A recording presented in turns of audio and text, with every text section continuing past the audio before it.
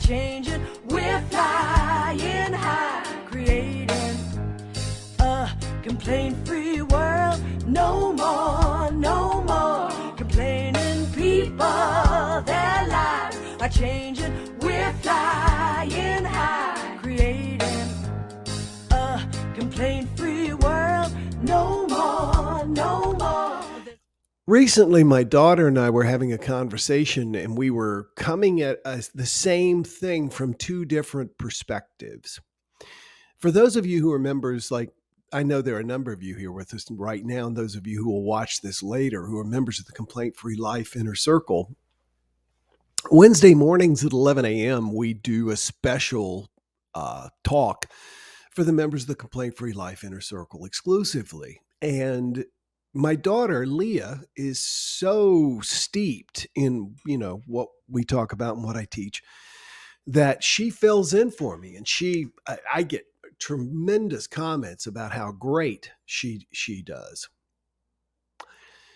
So she did one Wednesday at 11 o'clock webinar, and I did the following one, and come to find out we were talking about the same thing and coming at it from two different directions. And that is this concept of toxic positivity.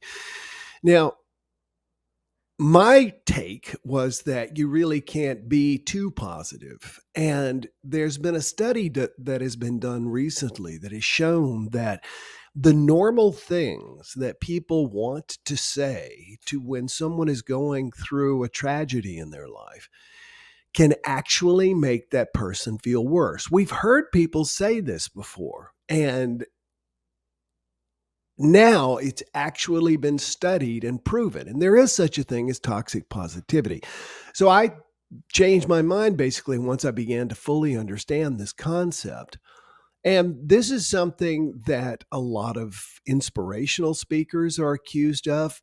I've shared this concept before of toxic positivity, and I've said that really honestly, the people whom I hear use it the most tend to be the people who shield themselves in negativity. They're the Eeyores in the world, and they love to jump on this and say, that's toxic positivity. In other words, anything that's inspirational and positive, focused on what is going well rather than what is going wrong, they consider to be toxic.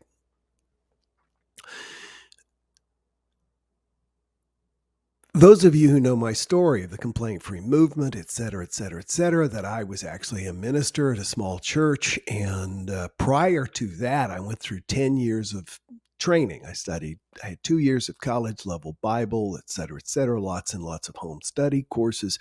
And when I got there, one of the things that we did was we had to go through a chaplaincy training program at hospitals, and we would go to different hospitals and we would actually be the chaplain going around. And there is such a temptation when people are going through a very difficult time to say things like, it'll all work out in the end.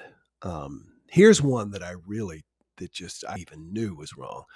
God has a plan. This is the one that you'll often hear when you're with the family and they've just suffered a tragedy, and one of the distant relatives will say, well, God has a plan. And you can see people looking at them and you wonder why some people hate God.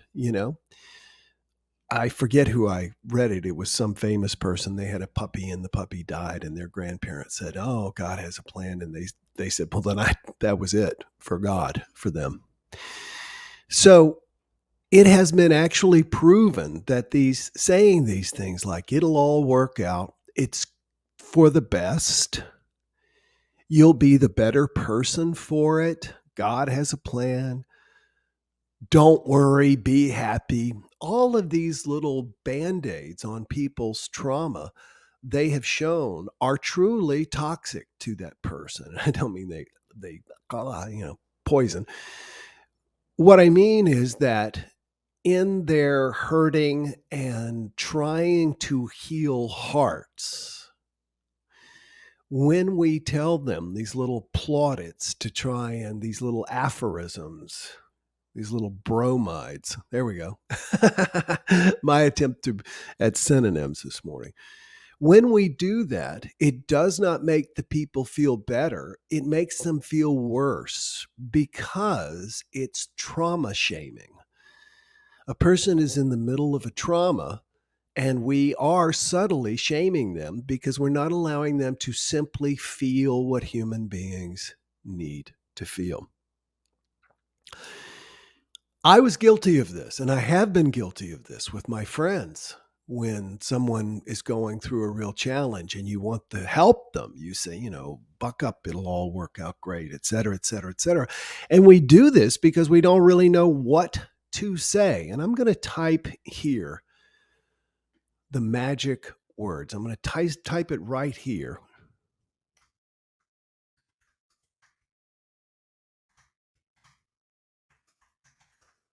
Now, this may sound like something a therapist would say, and it really kind of is.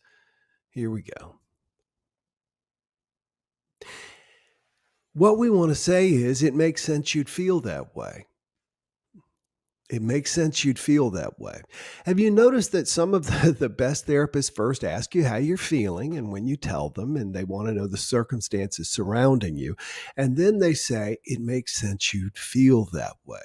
This presupposes that the person has shared with you how they feel. They're sad, they're angry, etc., etc., etc.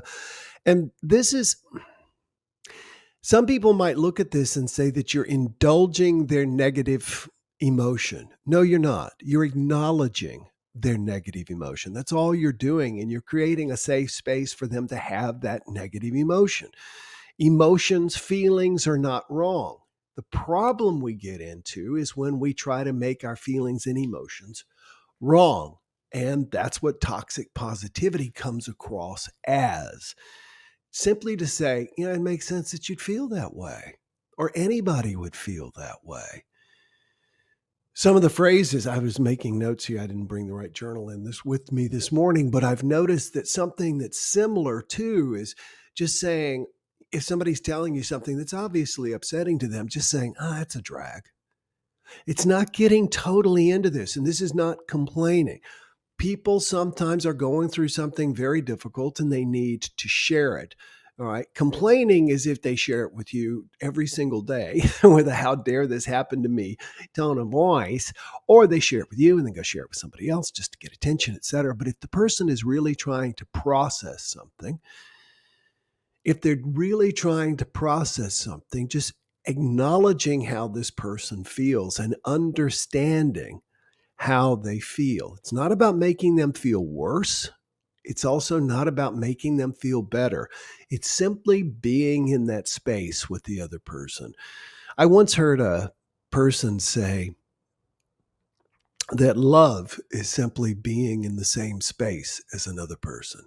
It's just being in that same space. Now, that's a bit esoteric and metaphysical, but it just simply means vibrating with that person where they are. And it doesn't mean that you have to get sad. That's another thing I've experienced too, is people who disproportionately take on the grief of family members, et cetera, or trauma that are farther removed than justifies their upsettedness.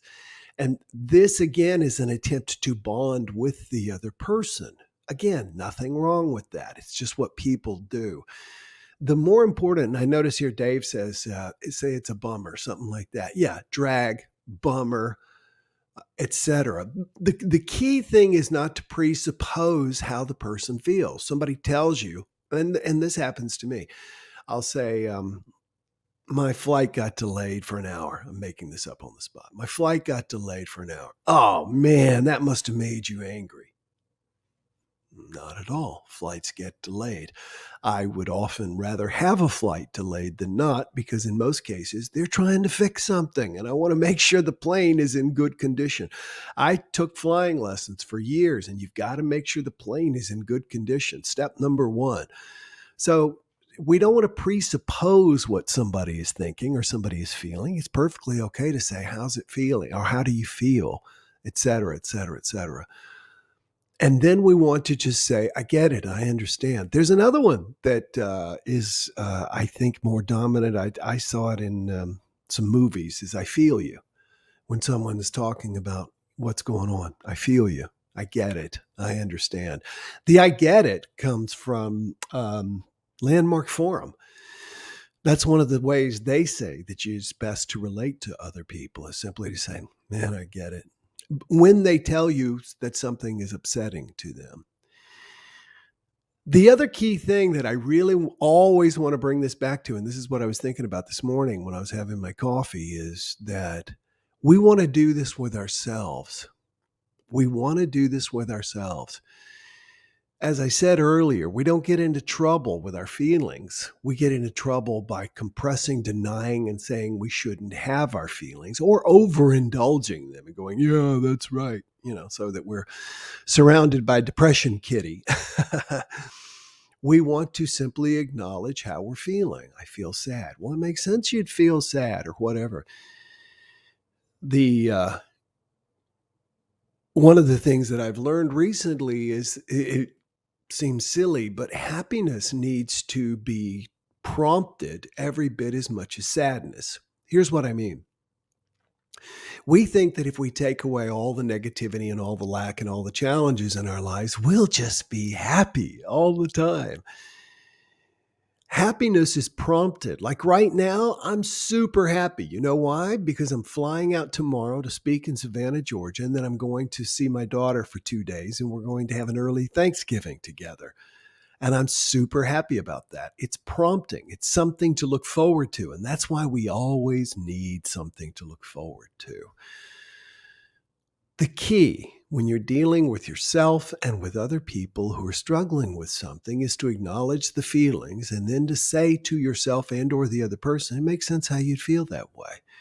Because the only way to move past a feeling is to be okay with it. And anger is perfectly okay. Feeling it, not demonstrating it, not directing it outward, feeling it inside, sitting down when you're angry and deciding I'm just going to feel angry for 2 minutes, setting a timer.